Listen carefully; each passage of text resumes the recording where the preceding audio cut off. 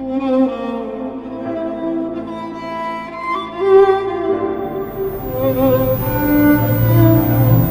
أخي ما قدرت أنا حاجة من أمس. ايش نسوي يا اخي؟ قدك داري كيف الظروف؟ من بعد ما مات أبي وأمي أنت ما عاد حصلت عمل.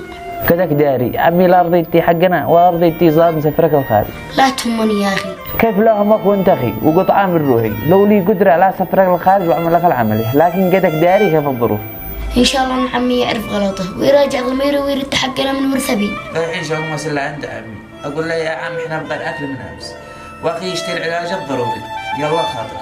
الله معك.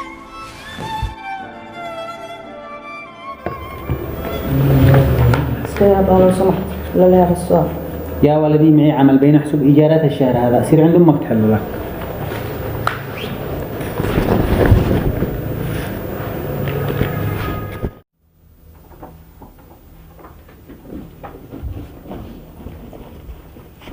كان ما باقي لي هذا الصبح الليل من عيوني صح. بسيطة، ليش ما تقدرش تحلي؟ هكذا أنا ادري ما عندي بيدق الباب، انا بس افتح. لا سير افتح أنا، سير افتح أنا وأنت كمل مذاكرتك.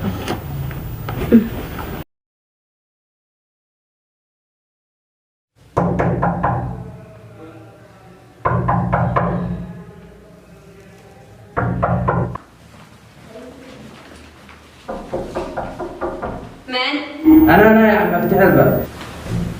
السلام عليكم يا عمه. وعليكم السلام ورحمة الله يا ابني عمك. عمي موجود داخل او ماشي؟ أيوة يا ابني موجود، ادخل تفضل.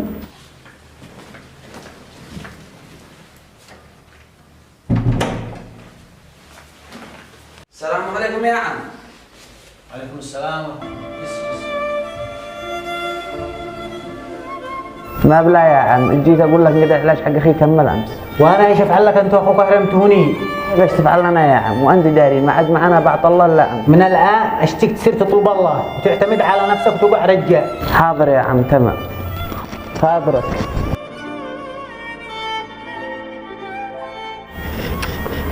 حرام عليك يا رجال، اتقي الله، حول عيال أخوك قطعا منك، اتقي الله خاف الله. كيف حرام علي؟ انا اشتيهم يقعوا رجال ويعتمدوا على انفسهم. يا رجال أنت ما عدتي لهم شو من جيبك، أنت عدتي لهم من حق أبوهم. حرام عليك بدل ما هم هكذا مبهدلين ومجعجعين. ايوه هدي لهم من حق ابوهم، ما عنديش لابوهم ولا اي حاجه. وبعدين انت لا تتدخليش في هذا المواضيع ولا ليش دخل بها. حرام عليك، اليوم الدنيا وغدوة آخره، اتقي الله في عيال أخوك. كنت مرة هرمه خاطرش. حسبي الله ونعم الوكيل، يجي اليوم الذي يعترف بغلطه.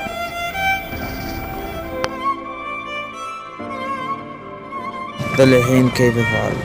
اخي يشتري علاج ضروري وانا ما قد حصلت لي عمل. السلام عليكم يا عمو. وعليكم السلام ورحمة الله وبركاته. يا مالك جازة انا ضابع خير ان شاء الله. اذا انا شنتعر الموت هو اللي من هذا العيشه. خير ايش بتكلم قد انزع اخوك. ما بلا يا صاحبي اخي يشتري حق العلاج، صدق ما قد كناش الناس. ليش بتدور حق العلاج؟ سير لعند عمك وبيدي لك. عمي ما برضى يدي لنا من حق ابي الذي عنده، من يوم مات اتبهذلنا الله يرحمه. ايش ما رضي يدي لكم؟ هو عدي لكم من جيبه، يدي لكم من حق ابوكم الله يرحمه. وكل ما احاول اقول له هذا الكلام يا عم الدليل من حق ابي اللي عندك يقول ما فيش عندي لابوك ولا حاجه. حسبنا الله ونعم الوكيل على هذا الامر. خاطرك استاذنك ده احنا سر ندور لاخي حق العلاج. انتظر ما بلا انا الشعينين انتوا عايشين انت واخوك. ما بلا عمي ادى لنا غرفه من عزله وذا الحين جالس انا واخي فيها. خلاص الله المستعان. هذا الفلوس خلاها حاجتك. سلم يا اخي احمد، ان شاء الله اشتغل وارجع له. والله ادور لك عمل وانا اذا حصلت عمل انا بتصلك الله خاطرك. الله معك يا اخ احمد.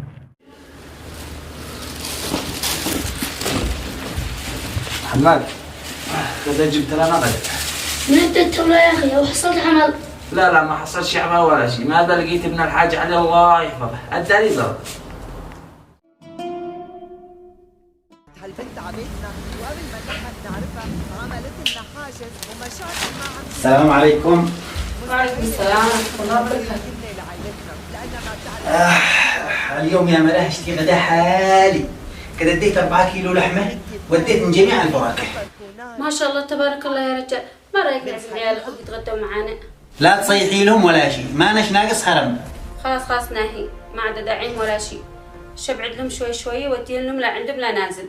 انا بين اقول لك وقعي ملا لا تدخليش من احد. حرام عليك يا وليد، مدري عيال اخوك ولا شابعين ولا جاوعين، واحنا شويه اكل ديالهم ونحسب خير وجزاء عند الرحمن الراحمين. ياكلوا ولا لا زاد اكلوا، كل من يختص في نفسه. قومي من قبل وجهي. يلا تمام ناهي.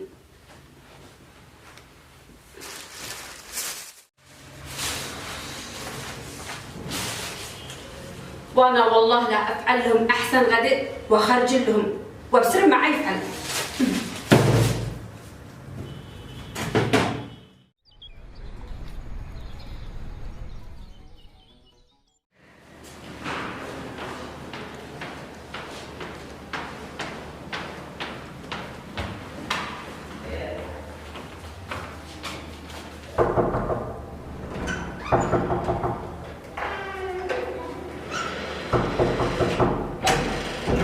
اهلا يا عمار. كيف انت يا ابني يا عمار وكيف اخوك؟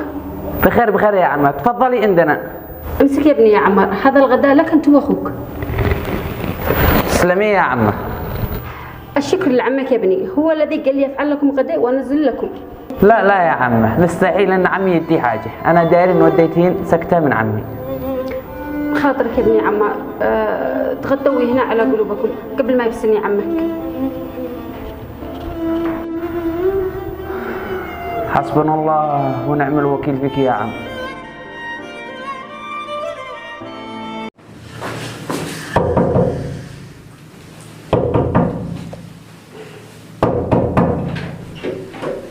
السلام عليكم. وعليكم السلام ورحمة الله. وين ابوك؟ هو داخل؟ ايوه داخل، ما تشتي منه. كل واحد مريع لك يشتيك في موضوع ضروري. تمام منتظر.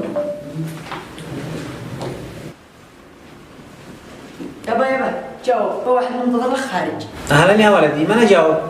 ما اناش داري منو، قال يشتيك بموضوع ضروري. قول له يدخل، قول له يدخل. يلا تمام. تفضل.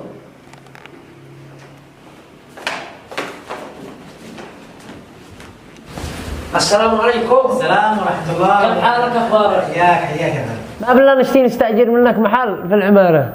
والله يا غالي قد المحلات مأجرات كامل، وبعدين ليش ايش تشتي تفعل بالمحل؟ والله يا غالي مبلغ عمنا تاجر مفروشات ويشتي محل يفعله مخزن، في قبالك ولا ماشي؟ وهذا عمك لا حدود كم يشتي الإيجار؟ عادي، ما هو ما تفرقش معاه الفلوس، حتى لو يكون الإيجار ب 300,000 عادي. 300,000؟ ايوه 300,000 لا شيء أكثر عادي. ايش رأيك معي غرفة وسيعة جنب الشقة حقي وهي منعزلة، هو ينفع؟ عادي غرفة لكن كمان إيجار. قول لعمك الإيجار 500,000 نهاية. سابر اتفقنا. لكن اسمع ايش اقول لك، مهلني يومين بس علشان معي اغراض داخل الغرفة اشتي بعدين. تمام وهذا قطع. يلا خاطرك. يلا الله معك.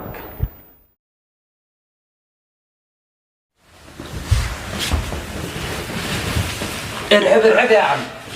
اسمع يا عم، اشتي اكلمك خبر من الاخير. اشتيكم تفضلوا الغرفة اليوم، يصير دور لك مكان يجلس فيه انت واخوه. ليش يا عم نفضل الغرفة اليوم؟ هكذا حر. والنسر يا عم، وانت دايرين اخي مريض. سيروا حتى الجن، اهم شيء تخلصوني منكم. يا عم حرام عليك، وانت دايرين عاد حق ابي عندك. ابوك مات ولا معه عندي ريال، وطلعكم عندي عالة. اسمع يا عم، كل ظالم ولا نهاية. يلا شيلوا حقكم الاغراض واخرجوا من الغرفة الان. يا عم كيف الفلوس تغير النفوس، لكن عنكم نخرج وانت فتين وانت وعيالك. اليوم تفضلوا الغرفة. اسمعوا لا يجي وعاد انتم هنا. خاطرك. هيا اخي نقوم نخرج. هيا. وانا عنسر يا اخي وانا مريض. ارض الله واسعة يا اخي. الله يرحمك يابا، لو كنت موجود ما تبهدلنا هكذا. يلا هي نجمع اغراضنا ونمشي. الله لا يسامحك يا عم، وانا نسيت. ليش عمي بيعاملنا هذا المعاملة؟ ايش سوينا له؟ وعين عمي كيف معيش لنا في غرفة وهو مفتن وعياله. احنا ما نقول لا، حسبنا الله ونعم الوكيل. يما امي خاطر انا بزع لي المدرسة. يلا وطلع الله يسلمك معك ابني. لحظة يا ابني، ونسي المدرسة هذه مصروفك. تسلم يا ابو. يلا وضعت الله يا ابني، اتفق على نفسك. تمام. ما تدخلش على المدرسة. تمام. يلا وضعت الله.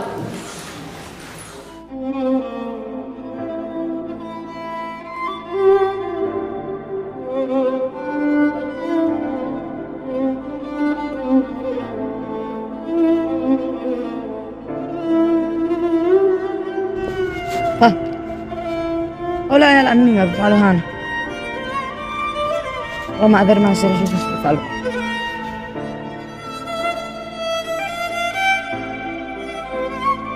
ما لكم جالسين هنا؟ ليش ما تقوموا تدخلوا البيت؟ ما بلا ابوك طردنا من البيت. ليش طردكم؟ ما بلا قال من اليوم نعتمد على انفسنا. خلاص مع السلامة، أنا بقوم أروح للبيت. الله معك.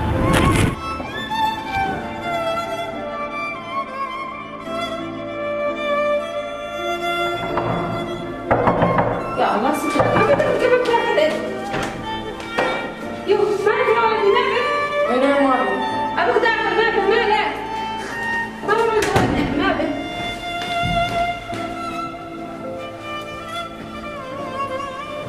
يابا ليش طردت عني البيت؟ يا ولدي أنا طردتهم علشان يبقوا رجال ويعتمدوا على أنفسهم. كيف يابا يصيروا يدوروا لهم عمل؟ تشتي الصدق يا ولدي، أنا أجرت الغرفة اللي كانوا ساكنين فيها. حرام عليك يا ظالم، اتقي الله، كيف تخرج عيال اخوك من الغرفه؟ وانت داري انهم يلحمون معش معاهم احد، وزد فوق هذا، ابن حكمري حكمري. تذكر يابا حين أمي مرضت ومن قضاك الله عمي ودالك حق العلاج. انت عارف الحين ان انت بتاكلني انا وولدي حرام. انت دحين ان انت مفتهين ومرتاح معك الاراضي ومعك البيوت، وهذا كله بفضل اخوك.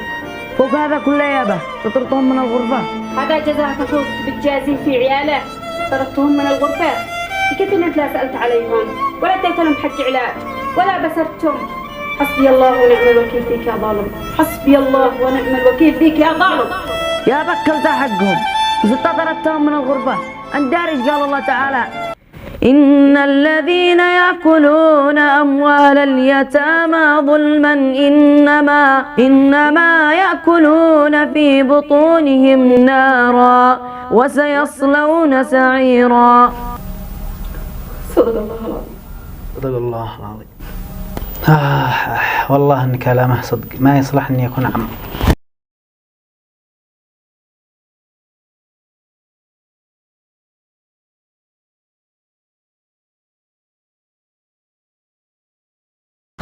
وين انتوا يا عيال اخي؟ تعبت وانا بيت ادور عليكم.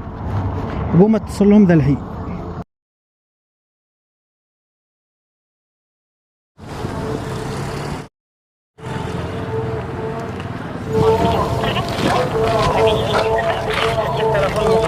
خلق التلفون.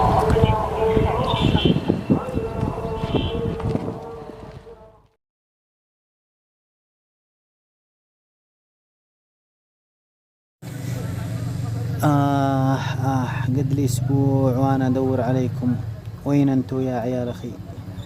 انا غلطان الف غلطان، لكن ارجعوا وانا ادي لكم كل ما املك واكتب كل شيء باسمكم.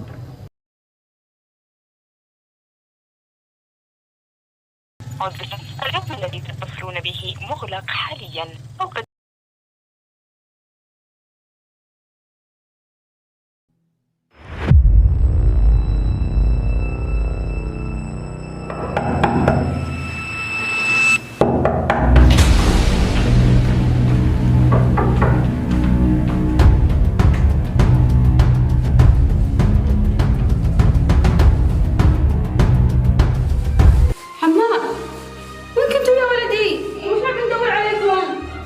خلينا ندخل وافهمش بالقصة كامل. ادخلوا يا بني ادخلوا.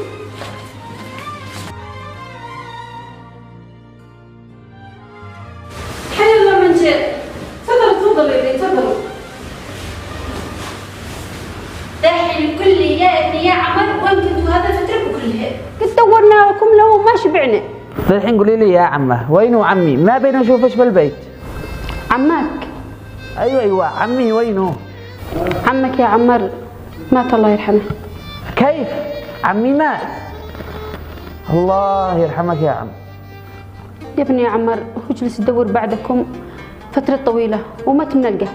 كيف مات؟ فهميني يا عم الله يحفظش. والله يا ابني يا عمار بعد ما رحتوا لكم من البيت دور بعدكم ما حصلكمش واقتهر ومات. الله يرحمك يا عم ويسامحك دنيا وآخرة. دحين يا ابني يا عمار تقول لي أين سرتوا؟ أين اختفيتوا هذه الفترة كلها؟ بعد ما جزعت من هنا كلمت ابن الحاج علي الله يحفظه موضوعي كامل. أيوة مبلغ كلمته بموضوعي كامل ودى لي مبلغ وكلم بعد خرج ولا مبلغ ثاني وسافرت لأخي للخارج يتعالج. الله يجزيهم الخير. وهذا القصة كاملة. اسمع يا ابني عمار، باقي حاجة أقول لك عليها. ايش في يا عم تكلمي؟ لحظة يا ابني عمار، أدخل للغرفة وارجع لك. طيب.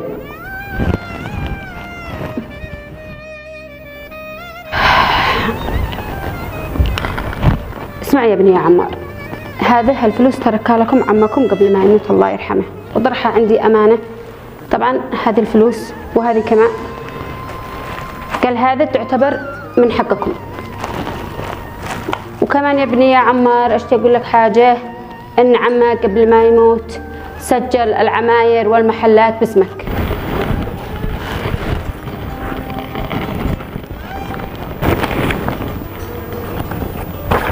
حق مني هذا يا عمه؟ هذه يا ابني يا عمار وصاني بها عمك، انا اولها لك يدا بيد. الله يسامحك يا عم. الحين اطمني يا ابني يا عمار على اخوك، هو بخير والحمد لله. اخي بخير والحمد لله. ولا تحسبن الله غافلا عما يعمل الظالمون، إنما يؤخرهم ليوم تشخص فيه الأبصار، مهطعين مقنعي رؤوسهم لا يرتد إليهم طرفهم وأفئدتهم هواء. وأنذر الناس يوم يأتيهم العذاب فيقول الذين ظلموا ربنا أخرنا إلى أجل